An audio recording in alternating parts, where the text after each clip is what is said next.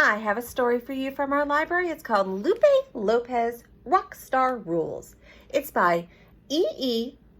Charlton-Trujillo and Pat Zietlow Miller with illustrations by Joe Cepeda. I apologize if I got any of their names wrong. Those were new names for me. I can't wait to see what happens in Lupe Lopez Rockstar Rules. This one has a dedication at the beginning. It says, to Eva Goins and Cindy Vella, who celebrate the rock stars in all of their students, and to Llewellyn Childers and the rock stars at St. James School in Madison, Wisconsin, and for Juana, rock star teacher forever Rocktober. So 3 dedications from the 3 people who helped make this book possible. Lupe Lopez Rockstar Rules. Let's find out what happens. Lupe Lopez had big plans for the first day of kindergarten. She practiced drumming all summer, and now she was a real-life Texas-size rock star. As anyone could see, she strutted through the doors of Hector P. Garcia Elementary School, shiny sunglasses covering her eyes, her mother's classic lunchbox bouncing at her side, and 2 banged-up, taped-up No. 2 pencils poking out of her pocket, ready to drum at any time. There she goes. On anything, desks, tables, and chairs, the Texas map of her classroom wall. But then, did you see her drumming? I wonder what happened after that. Let me see. Lupe Lopez, said Miss Quintanilla. Take off those sunglasses. Lupe grinned and rolled out another solo on her classmates' desks. Ran, rataplan, boom, tika, bam. But I'm a rock star. Oh. Lupe was the first kid to get in trouble on the first day of school, of kindergarten, which, to be honest, was kind of a big deal.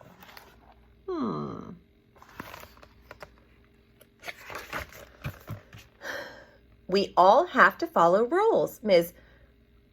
Quintanilla said, especially in school. Rock stars don't follow rules, Lupe said. Yes, they do, said her teacher. Then she listed 3 rules for being a school rock star. Okay, you ready for them? Number 1, listen to your teacher. I did, except once.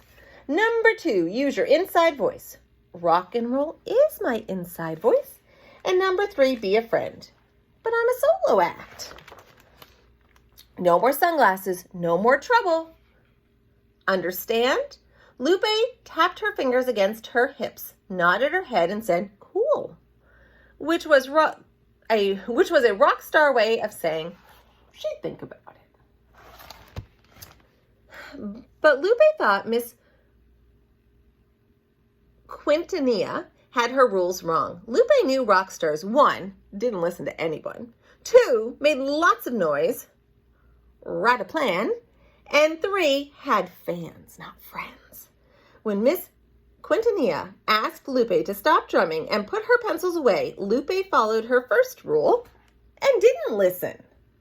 Uh-oh.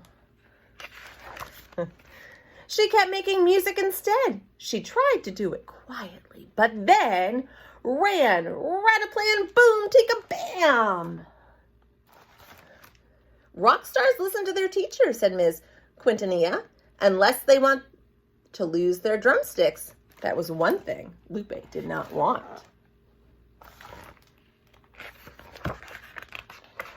Ooh, I went too many pages. Here it is.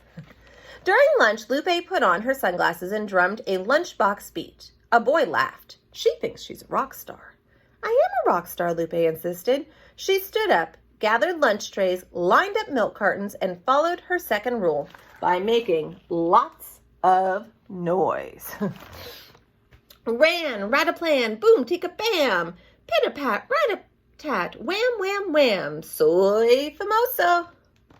Everyone laughed, except Ms. Quintanilla. You can have these back after school, she said. Lupe sighed. Now she had no sunglasses, no drumsticks, no lunchbox, and no star power. It was a Texas-sized problem until Lupe remembered her own third rule. Oh, I forget what the third rule was. What's our third rule? Our third rule is the pages don't want to turn. There we go.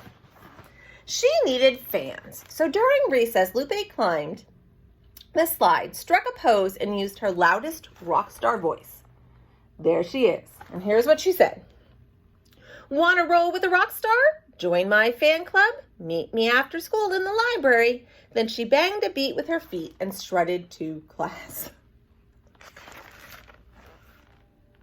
After school, Lupe drummed with her fingers. She drummed with her toes. She even drummed with her elbows.